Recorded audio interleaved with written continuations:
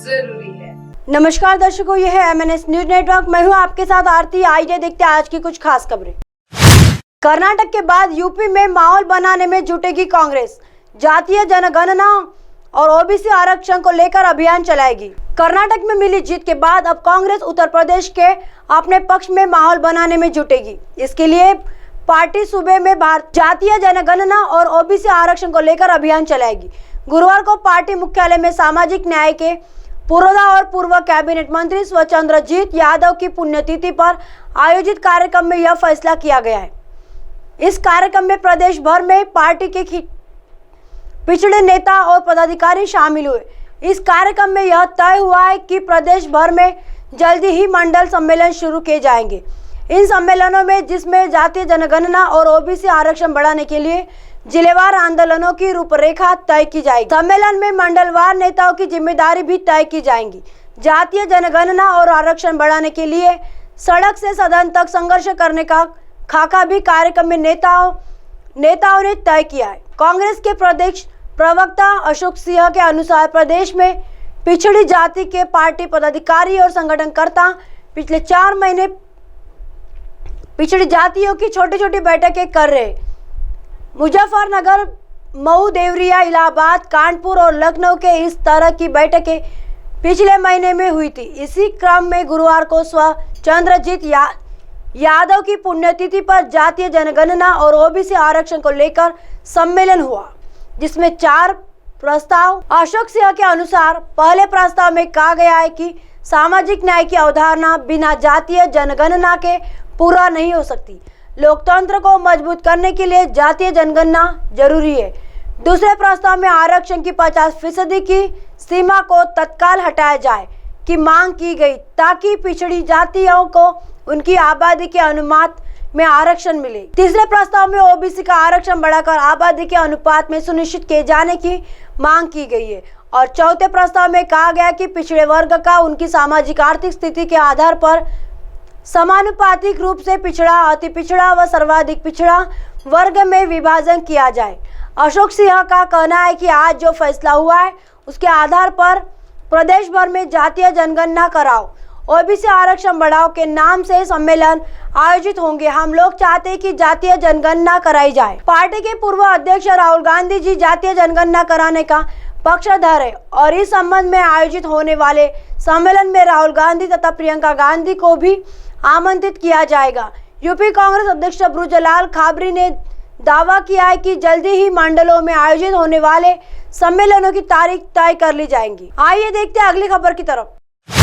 सामाजिक सुरक्षा पेंशन के नगद भुगतान के लिए डीबीटी एक कदम पीछे, मुख्यमंत्री नवीन पटनायक। केंद्रीय मंत्री धर्मेश प्रधान ने बुधवार को मुख्यमंत्री नवीन पटनायक को पत्र लिखकर ओडिशा सरकार की सामाजिक सहायता योजना मधुबाबू पेंशन योजना MBPY के लाभार्थियों को नगद भुगतान के फैसले पर पुनर्विचार करने का आग्रह किया। प्रधान ने कहा कि राज्य सरकार का प्रत्यक्ष लाभ हस्तांतरण डीबीटी तंत्र से स्थानांतरित करने का निर्णय भ्रष्टाचार मुक्त शासन और कुशल सार्वजनिक सेवा वितरण की हमारी सामूहिक खोज में एक कदम पीछे की ओर प्रतीत होता है। प्रधान का पत्र जून से नकद में पेंशन का भुगतान करने के राज्य के फैसले के बाद आया है, जिसमें वृद्ध, विधवा और दिव्यांग लाभार्थियों को बैंक खातों से निकासी में होने वाली समस्याओं को हवाला दिया गया है। उन्होंने कहा कि डीबीटी योजना को पीएम नरेंद्र मोदी के नेतृत्व में पेश किया गया था, ताकि यह सुनिश्चित किया जा सके कि सरकारी योजनाओं का लाभ बिना किसी चोरी के हर व्यक्ति तक पहुंचे। जनधन योजना के तहत उन्होंने कहा पूरे भारत में कम से कम 48.99 करोड़ बैंक खाते खोले गए, जिसमें 1.97 लाख करोड़ रुपए की बचत हुई है। ओडिशा में हमारे राज्य के लोगों के लिए 8,751 करोड़ रुपए की बचत के साथ 2.1 करोड़ बैंक खाते सक्रिय किए गए।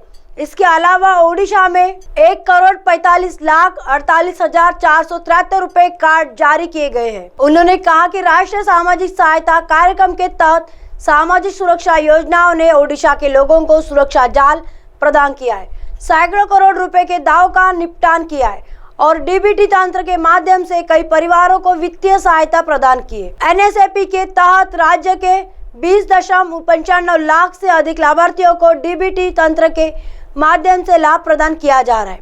डीबीटी को अपनाने से सहकारी खजाने में बड़े पैमाने पर बचत हुई है। नकली भूतपूर्व लाभार्थियों को हटाकर बिचौलियों की आवश्यकता को कम किया गया है।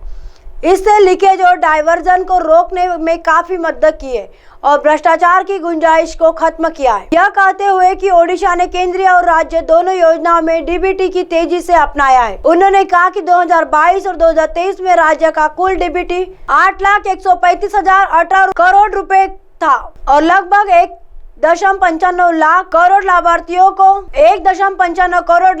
को कवर किया गया। डीबीसी को अपनाकर फर्जी लाभार्थियों को खत्म करने के कारण ओडिशा सरकार ने 2021-2022 के दौरान 459.96 करोड़ रुपए की अनुमानित बचत की है। उल्लेख करने की आवश्यकता नहीं है, भारत सरकार ने डीबीटी को अपनाने के कारण 2021-2022 के अंत तक संचयी रूप से लगभग 2.73 लाख करोड़ रुपए की बचत की है। प्रधान ने राज्य सरकार के डर को दूर करते हुए कहा कि 8,491 डाकघरों का एक नेटवर्क है जो राज्य के दूरस्थ और ग्रामीण क्षेत्रों में वित्तीय सेवाएं प्रदान करने में सक्षम है। आइए देखते हैं अगली खबर की तरफ। कांग्रेस ने मुफ्त बिजली का दावा किया था। कर्नाटक भाजपा सांसद ने कहा 1 जून से बिल न दे। मैसूर के सांसद और भाजपा नेता प्रताप सिम्हा ने कर्नाटक में सत्ता में आने पर हर घर को मुफ्त बिजली देने के लिए कांग्रेस के वादे का हवाला देते हुए लोगों से 1 जून से बिजली बिल का भुगतान नहीं करने के लिए कहा। अगर उनकी खपत 200 यूनिट से कम थी, कांग्रेस ने अपने चुनावी घोषणा पत्र में हर घर को 200 यूनिट मुफ्त बिजली देने का वादा किया था। जब कांग्रेस ने कर्नाटक में 135 सीटें जीतकर भाजपा को बाहर कर दिया और सिद्धारमैया ने मुख्यमंत्री के रूप में शपथ ली, तो पार्टी ने अपनी सभी गारंटियों को जल्द ही लागू करने का वादा किया। नकारात्मक राजनीति कर रही कांग्रेस। अमित शाह बोले 300 से ज्यादा सीटों के साथ 2024 में आएंगे मोदी। अब भाजपा ने नई सरकार को बिना किसी शर्त के योजनाओं को लागू करने के लिए 1 जून तक का समय दिया है। अगले माह तक मुफ्त बिजली योजना लागू नहीं हुई तो भाजपा सड़कों पर उतरेंगी। भाजपा सांसद प्रताप सिम्हा ने घोषणा की कि वह मुफ्त बिजली योजना को लागू करने की मांग को लेकर मैसूर कोडागु क्षेत्र में विरोध प्रदर्शन करेंगे। उन्होंने कहा कि अगर खपत अधिक है तो पहले 200 यूनिट को भी फ्री माना जाए और केवल अंतर की राशि का भुगतान किया जाए। अब आप हमारे चैनल को आपके मोबाइल पर भी देख सकते हैं। मोबाइल ऐप पर देखने के लिए प्ले स्टोर से MNS news TV app download करें, इंस्टॉल इन ट्विटर, हाई कुक, फेसबुक और कई सोशल मीडिया के प्लेटफॉर्म पर हमारा चैनल उपलब्ध है। आप इसे यूट्यूब पर भी देख सकते हैं। आप हमारे चैनल को लाइव भी देख सकते हैं www.mnsnewstv.com पर। फिलहाल वक्त चला दर्शकों ब्रेक का। ब्रेक से लौटने के बाद देखिएगा देश और दुनिया की तमाम खबरें। बने रहिए MNS न्यूज पर। नमस्कार।